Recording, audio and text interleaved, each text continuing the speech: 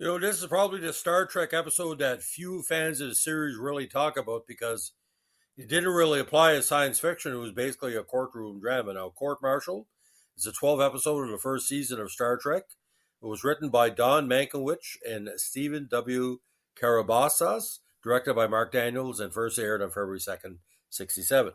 In this episode, Captain Kirk stands trial on charges of criminal negligence after jettisoning an occupied research pod during an emergency.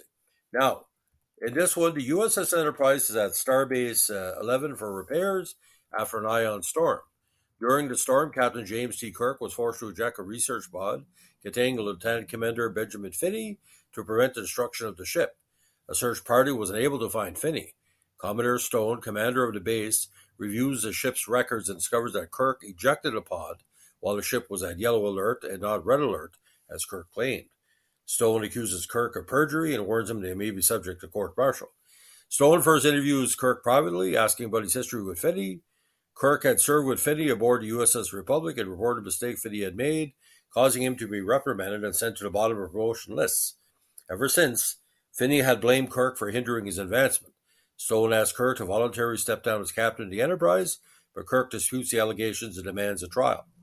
At the trial, both Spock and McCoy defend Kirk's character, but he testified to the fact that Kirk had reason to resent Finney, and it is impossible for the ship's computer log to be wrong.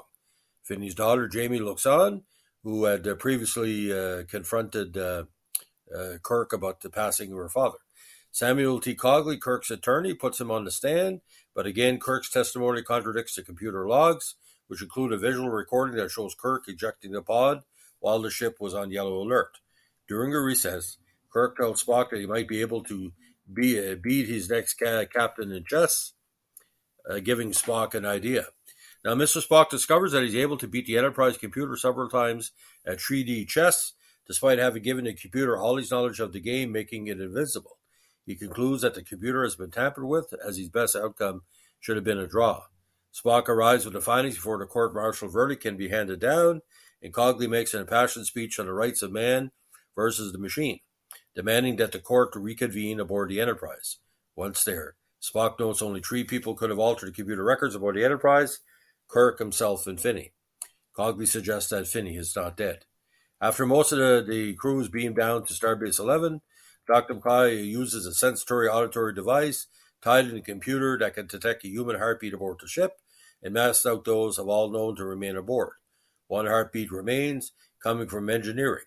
Kirk goes there to find Finney, who draws a phaser and informs him that he sabotaged the ship so he will drop out of orbit, killing everyone aboard.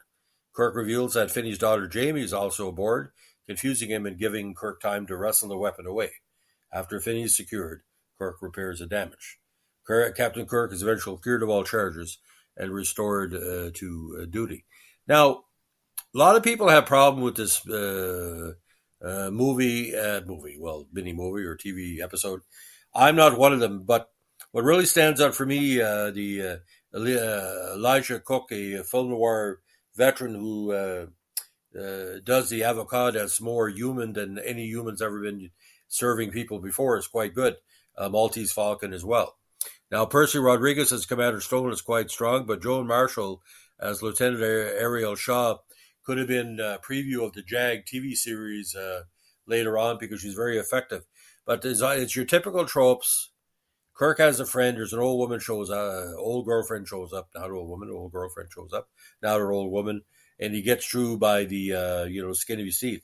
Now, this was recorded earlier in the first season, but it was only put the last of the season, sort of like a filler episode.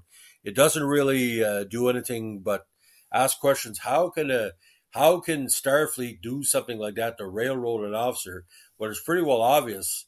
Why would he do something like that? He had no intention to hurt somebody. There's no inclination before. So it makes no sense. And there's certain scenes in the episode where make no sense, like with the sound thing. It's just a microphone, and the Oriental Records lady saying something to Kirk when she comes off the stand. I don't know if it's basically, some people said, read your lips. I told you I wasn't going to lie, and I'm sorry, and we'll talk later, or something like that. It's pretty bizarre. You see, William Shatner and a lot of actors from Canada have been involved in courtroom dramas over the years, and it works to a certain extent. But again, the original title was called Court Martial on Starbase 11. Now, Star Trek commentator Keith DeCandido, writing for Tor.com, observed this episode was originally commissioned by producer Kuhn as a cheap single set episode, and Don Mankiewicz gave him a court martial story intending to take place entirely in the courtroom.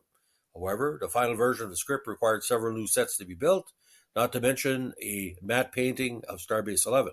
For the final version, 4 new sets were built: Kirk's quarters on the Starbase, Commander Stone's office, the Starbase bar, and the courtroom itself. Like when Kirk goes into the bar, he obviously it's kind of a strange thing. Everybody in the bar knows him. What's the odds? But that's what a courtroom drama does. It's all like, presentation, conclusion at the end, but not conclusion until the final verdict comes up. Now, Elijah Cook Jr. had difficulty memorizing these long dramatic appeals to the court. Many of his speeches in the script are not present in the aired version, and some of those that were filmed frequently cut away for him to court and spectator reaction. Now, this is the first episode referred to the organization the main characters are part of as Starfleet, at the top of the hierarchy being Starfleet Command. And Kirk refers to himself as Vulcanian. It is also the first appearance of a Starbase in the series. Previously, the name of the Enterprise service had varied, such as the Conscience of the King, where it's referred to as the Star Service. Well, like I said, there could have been a change of term. Now, Zach Handlin of the AV Club gave the episode a B-, stating that the potential of holding Kirk to high standards in the story is lessened, as his fallibility is never really the issue. DeCandino found many of the episode's actions to be procedurally incorrect. Well, no procedural drama is correct. Now, reviewer Darren Mooney had mixed feelings about Court Martial as the first episode of the Star Trek universe to serve up a courtroom story. While its influence is absolutely massive, Court Martial is still a problematic episode. Among its flaws, Mooney wrote, is the mess of a script which had to be rewritten. Michelle Erica Green wrote that the episode won't win the Emmys for legal drama, but it holds up quite well. Now, IO9's 2014 list of the top 100 Star Trek episodes placed Court Martial as the 89th best episode of all the series up to that time, out of over 700.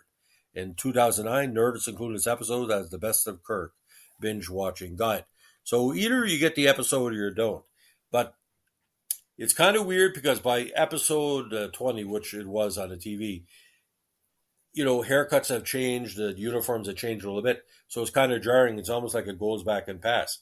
But nobody said, well, when Kirk and Spock got together, this happened. But like I said, it works for what it is because everything involving a mystery can be a big draw.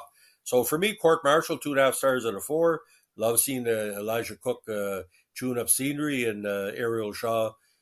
She was filmed in the Lucille Ball camera, if you know what that is. Very soft focus through. But McCoy has the best line. He said, "All my old friends look like doctors. All Kirk's old friends look like you." So that was a compliment and a comment at the same time. Not very appropriate for the 25th century or 24th century. Thanks for listening. Bye.